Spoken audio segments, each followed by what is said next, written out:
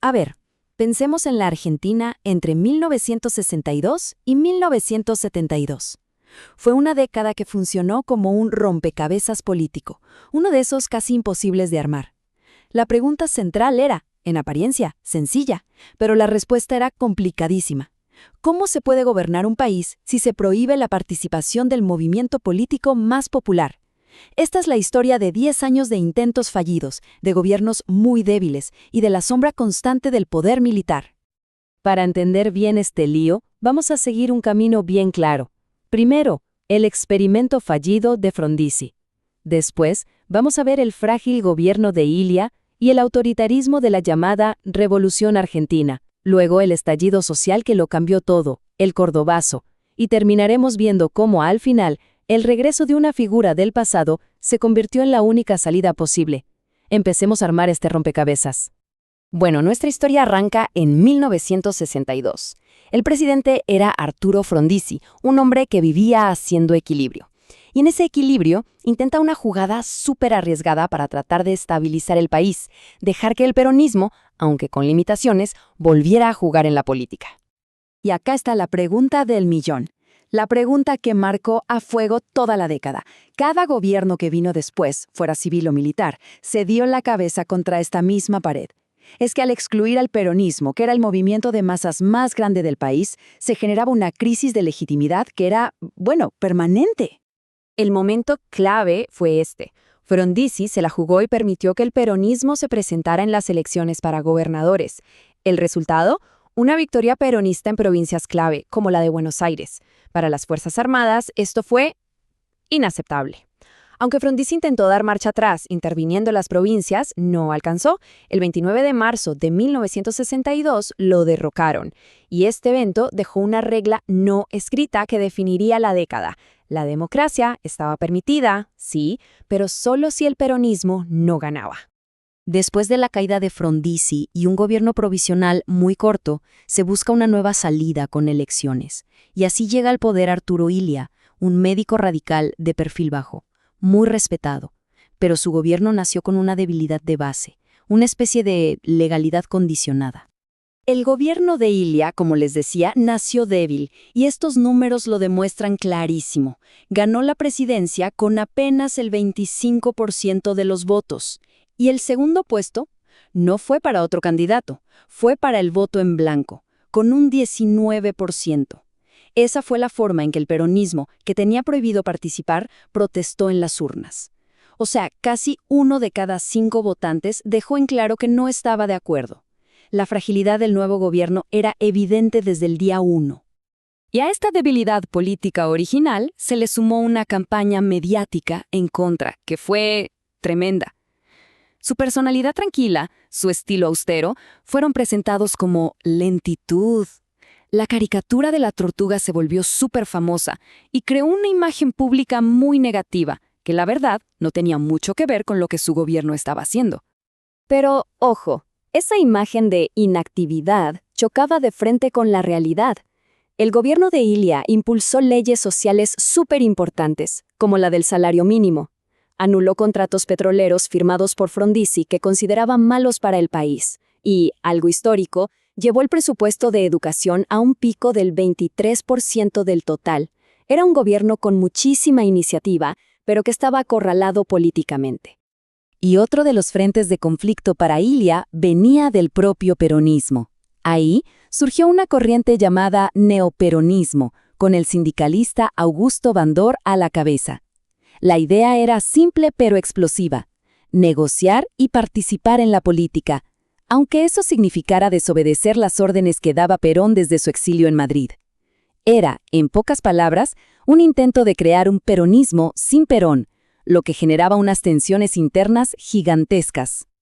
Para 1966, los militares, ya cansados de lo que ellos veían como el caos de la política, deciden tomar el poder de una forma que se presentaba como definitiva. No era un golpe de Estado más. Se anunciaron como la solución final, la Revolución Argentina, liderada por el general Juan Carlos Onganía. Y esta frase lo dice todo. A diferencia de los golpes anteriores que prometían llamar a elecciones rápido, Onganía dejó bien claro que ellos llegaban para quedarse. No tenían fecha de vencimiento. El objetivo era reestructurar de raíz la sociedad y la economía argentina. Y el plan se puso en marcha al toque. Se disolvieron los partidos políticos, se intervinieron las universidades, terminando con su autonomía en la tristemente recordada Noche de los Bastones Largos.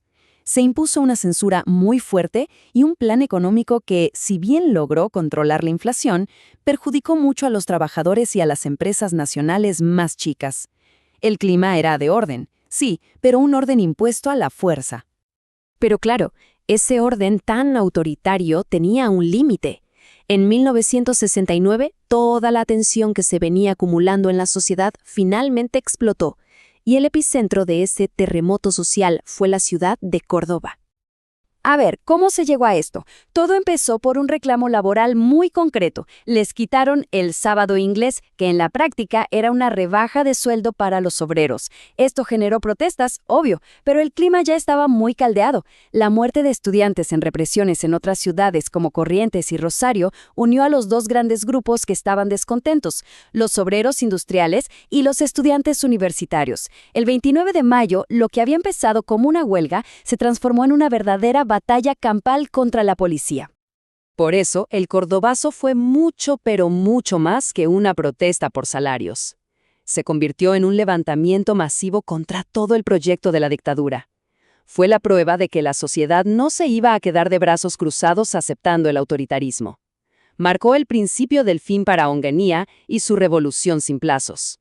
El cordobazo hizo añicos esa imagen de control total que quería dar la dictadura. A partir de ese momento, el régimen militar entra en una crisis de la que ya no podría salir.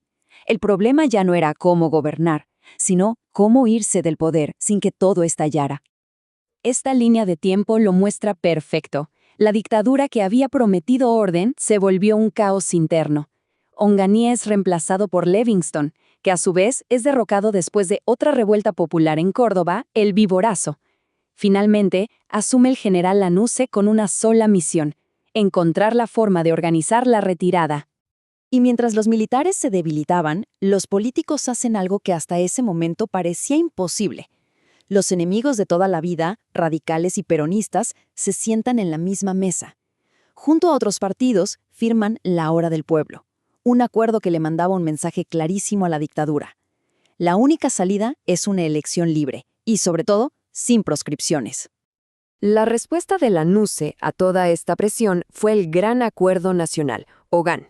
Fue su intento de negociar la transición. Básicamente, era un plan para devolverle el gobierno a los civiles, pero tratando de ponerle condiciones al futuro presidente y, fundamentalmente, asegurarse de que Perón no pudiera ser candidato.